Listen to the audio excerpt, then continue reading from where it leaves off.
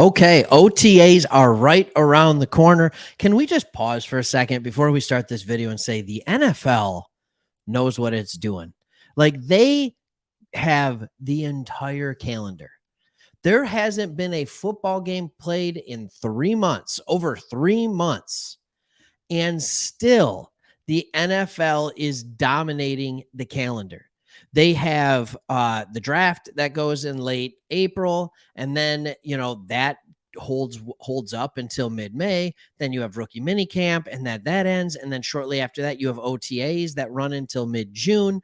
You have a mandatory mini camp, volunteer OTAs, and there's all these different things, and it's like, man, there's really just the month of July that there's not a ton going on. There's not a ton that's going on. And hey, then we get some NBA fun stuff. We get like Summer League. And for those of you diehard people, we get NBA Summer League and all that kind of stuff. So it's just crazy the way the NFL has found a way to create this thing happening. So the reason we have this title, that big questions loom, is because I have a few questions and I've been reading a few different articles. Fan Nation had a good one. We're going to go through some of that in this video. But there are some big questions, big moves looming for the Detroit Lions. And I think these OTAs are going to be a good opportunity to see that, because it will be the first time that we get a sneak peek into what happens when we put the rookies in with the vets, in with the current players on the roster. This is honestly really, really exciting. So the first position battle that I'm really looking forward to and seeing who moves where is the linebacker position. And what does it mean for everybody's favorite son, Malcolm Rodriguez? This is a dude, great story last year. We all loved it. 6th round pick. And now we draft a linebacker in the very first round, along with signing, that's Jack Campbell, by the way, along with signing Alex Anzalone to a 3-year deal.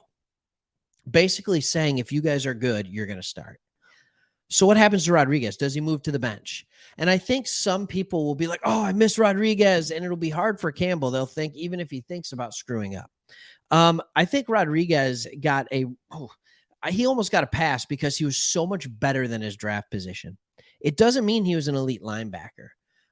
He was a good linebacker. He was a solid linebacker. And if you have that guy coming off your bench, what a great problem to have. That means Campbell played really, really well and has proven himself early on in order to get the start over him, in order to get starting snaps. So let's not freak out about this stuff too much. I think we're still gonna be okay here. All right. That's not the only big question that's looming. I think the other one that I have is, what are we doing in the wide receiver room? What are we doing? Cephas has been removed from the team. Jameson Williams has been suspended for the first 6 weeks.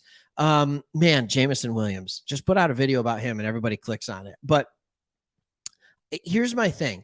We've got some proven receivers. We have Reynolds, we have Jones, we have St. Brown, we have Raymond. What are we going to do with that 5th spot? Are we going to move on that at all? We drafted Antoine Green. Is he the guy? Is he the guy? Because he seems very similar to your Marvin Jones. He seems very similar to, people like that. So I sometimes wonder if he's going to be the guy. I really do. And then you're like, all right, you have your 2 slot guys with Raymond and St. Brown, and you have your 3 guys to the outside. That makes sense, but I wouldn't be surprised to see them do something else. Here's a not as big question, and we're not going to spend that much time on it. But are you good with Nate Sudfeld as the backup for Jared Goff? Yeah, I know. We drafted Hendon Hooker. Dude's not going to be ready by day 1. Dan Campbell already said this is a redshirt year for him. So let's let him redshirt and let's let him grow. Let's let him get healthy. The question is he going to do anything? And then the other question is, does anybody think Adrian Martinez is going to push him for that backup spot? I do not. I absolutely don't. But speaking of Goff, when Goff is running the helm, what is this offense's ceiling? I am extremely excited about one position. I am still confident in a second position, and I'm wondering about a third. I'm extremely excited about the running back position. If you are in the fan boat of, I don't think we improve that much, by going from Swift to Gibbs, by going from Williams to Montgomery, look deeper. Gibbs is different. All right. Gibbs cuts up. Swift cuts out. Gibbs puts his head down. Gibbs is faster. He's more explosive. He knows he has a knack for making the big play. And if you watched his film at Alabama, you saw that. But if you watched his film at Georgia Tech, you saw it even more. Montgomery, all right, weighs the same as Williams almost, except he is so much shiftier. He breaks so many more tackles. His broken tackle rate is unbelievable. There were holes aplenty and crazy last year from this line, and that's the position that I feel like I'm still just very confident in. And the position that because everybody's back, the position that I have a question on, except Brown, the position that I have a question on is what are we going to do with the wide receivers in the beginning? What is Jameson Williams going to be? If he is going to be a good receiver that can take the top off of defense, this offensive ceiling, oh my goodness, it's through the roof, and I'm excited about it. I think the next question that I have is what is the ceiling of this defense? What is the ceiling of this defense? You have Hutchinson coming off the edge. You have a lot of guys returning on the defensive line. I think there's still a question mark on the interior as far as depth goes, not as far as starters go, but as far as depth goes. But the other question is like, how is Glenn going to use this new secondary? These guys that have experience, but not experience together. Where does Kirby Joseph fit into this? Where does Harris fit into this? Do they? I think Joseph does. But what happens when Tracy Walker comes back? Like there's all of a sudden so much talent in this secondary. It's really exciting to see how Aaron Glenn will utilize them. I can't wait to see if CJ Gardner-Johnson plays the safety or the nickel. I can't wait to see if Branch gets an opportunity to get on the field often in his rookie year. There are so many things to be looking forward to. Unlike last year, where it felt like we didn't have enough players to even confidently start 4 players in the secondary. Now, all of a sudden, it feels like we have 7 guys you'd be comfortable starting.